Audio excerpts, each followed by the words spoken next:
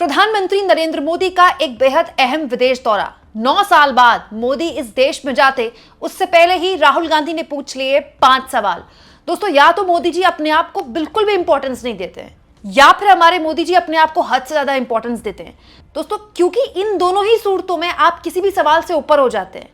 इस देश में आज का दौर हमेशा के लिए याद रखा जाएगा जब इस सरकार के मुखिया किसी भी अपनी सरकार को लेकर या फिर अपने मंत्रियों को लेकर जितने भी सवाल उठते हैं उनको बिल्कुल हवा में उड़ा देते हैं। दोस्तों, हवा में भी ऐसे उड़ाते हैं मोदी जी जैसे सवाल एग्जिस्ट ही नहीं करते हैं, या फिर मोदी जी को वाकई में ये लगता है कि वो किसी भी सवाल से ऊपर हैं।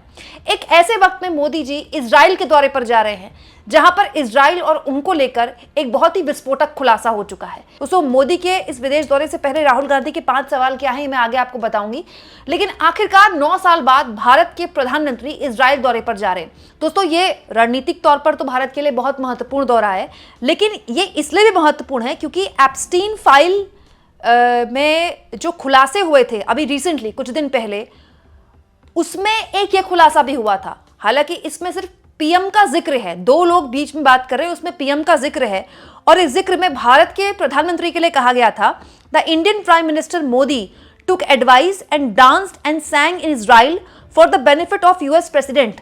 दे had a meet few weeks ago, it worked.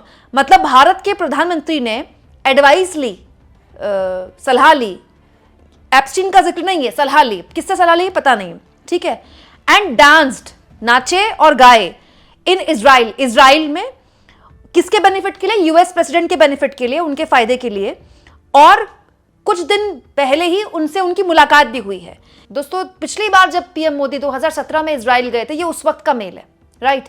और इसमें मोदी के इजराइल दौरे का जिक्र किया गया है, वो इजराइल दौरा जिससे ठीक पहले मोदी यूएस दौरे पर गए थे।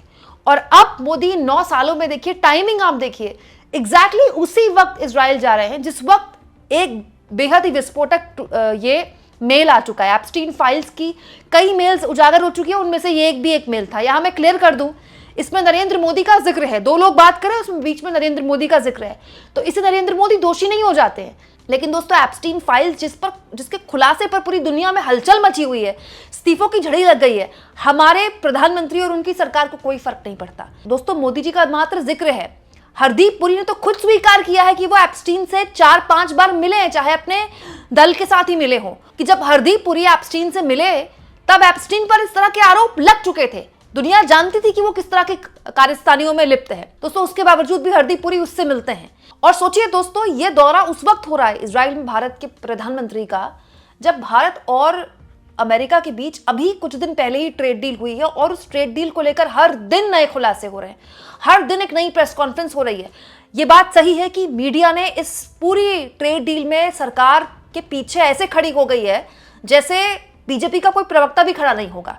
इनफैक्ट मीडिया तो सरकार के साथ खड़े होने के चक्कर में एप्स्टीन के साथ भी खड़ी हो गई है, एप्स्टीन को भी जस्टिफाई करने लगी है। मतलब एप्स्टीन अगर जिंदा होता दोस्तों तो अपने वकीलों की छुट्टी कर देता, क्योंकि जो काम हमारे देश के एंकर्स और मीडिया के न्यूज चैनल के लोगों ने किया है वो तो एप्स्टीन के वकीलों ने भी नहीं किया होगा उसके लिए।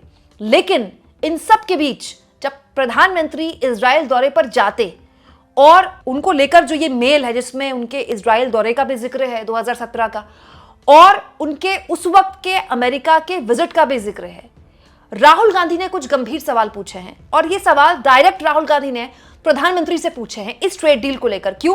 क्योंकि राहुल गांधी दोस्तों तमाम आरोपों और सवालों के बीच जो ट्रेड डील के बुनियादी सवाल है उनसे किसी भी हाल में पीछे नहीं हट रहे हैं।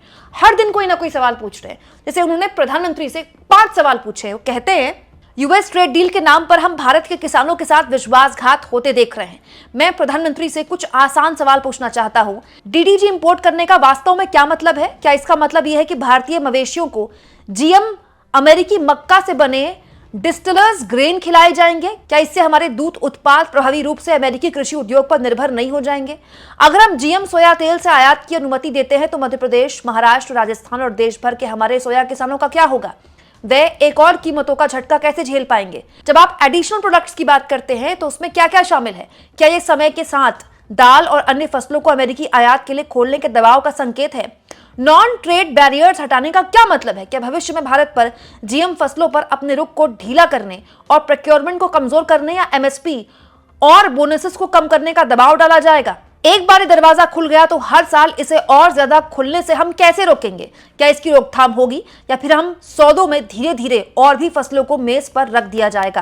किसानों को ये सफाई तो मिलनी ही चाहिए। ये सिर्फ आज की बात नहीं है, भविष्य की बात है। क्या हम किसी दूसरे देश को भारत के कृषि उद्योग पर लंबे समय की पकड़ बनाने दे रहे हैं? दोस्तों, नरेंद्र मोदी का नाम लेकर बाकायदा प्रधानमंत्री को संबोधित करके एलओपी एक सवाल पूछ रहे हैं, लेकिन पीएम को इससे कोई फर्क नहीं पड़ता। दोस्तों, जब पीएम ने संसद के अंदर इन सवालों का जवाब नहीं दिया, लोकसभा में आए तक नहीं मोदी, बल्कि उनके नेताओं ने तो ये तक कह दिया, बाकायदा एनडीए के नेताओं ने बोला कि मोदी जी को दांत काट लेती महिला सांसद। तो फिर इन सवालों के जवाब तो मिलने बेमानी ही है, उम्मीद करना भी बेमानी है, लेकिन उससे सवाल गायब नहीं हो जाते। आज ही मैंने आपको एक खबर दिखाई दोस्तों कि देश के अलग अलग राज्यों के कपास किसान पीयूष गोयल का बात रहे एक बयान कि कपास अमेरिका से आएगा तो टेक्सटाइल इंडस्ट्री को जीरो टैरिफ झेलना पड़ेगा और वो खूब मंगाए बाहर से।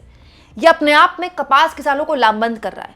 तो प्रधानमंत्री भले ही इजराइल जाएं और अपनी रूटीन कामकाज करते रहें, ये दिखाने के लिए कि ना तो उनको फर्क पड़ता है ना उनकी सरकार को कोई फर्क पड़ता है, बिजनेस एज यूजुअल चलता रहेगा। लेकिन ऐसा होता नहीं, जमीन पर तो कम से कम ऐसा होता दिखाई नहीं दे रहा। मीडिया भले ही तवज्जो ना दे, लेकिन कांग्रेस पार्टी लगातार ट्रेड डील से उपजे सवाल पूछ रही है और आज रणदीप सुरजेवाला ने भी इसको लेकर मोदी सरकार के खिलाफ प्रेस कॉन्फ्रेंस की। देश हित गिरवी रखकर व्यापार समझौता नहीं हो सकता। खेत खलिहान और किसान की रोजी रोटी पर देश को हमला मंजूर नहीं। भारत की ऊर्जा सुरक्षा से खिलवाड़ मंजूर नहीं और भारत की संप्रभुता और आत्मनिर्भरता से समझौता मंजूर नहीं। ये चार पहलू आपके बीच में लेकर हम उपस्थित हैं। व्यापार समझौते आर्थिक तरक्की का रास्ता हैं। व्यापार समझौतों का आधार ही बराबरी की शर्तों पर परस्पर लोकहित है दो देशों का। व्यापार समझौते देश की संप्रभुता को त्याग कर गुलामी का रास्ता कदापि नहीं हो सकते।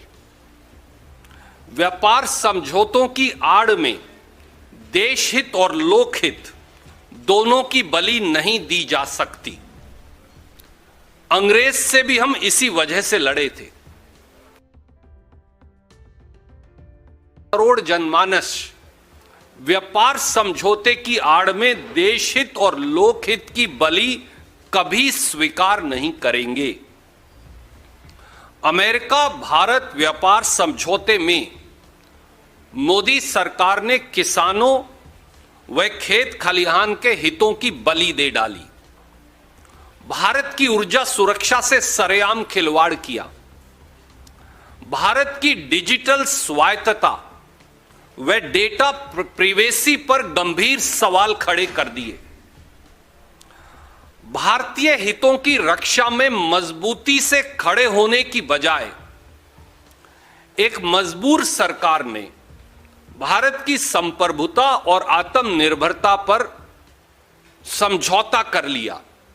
लोग पूछ रहे हैं, मजबूत सरकार या मजबूर सरकार, आत्मनिर्भर भारत या अमेरिका निर्भर भारत? ये सवाल लोग पूछ रहे हैं।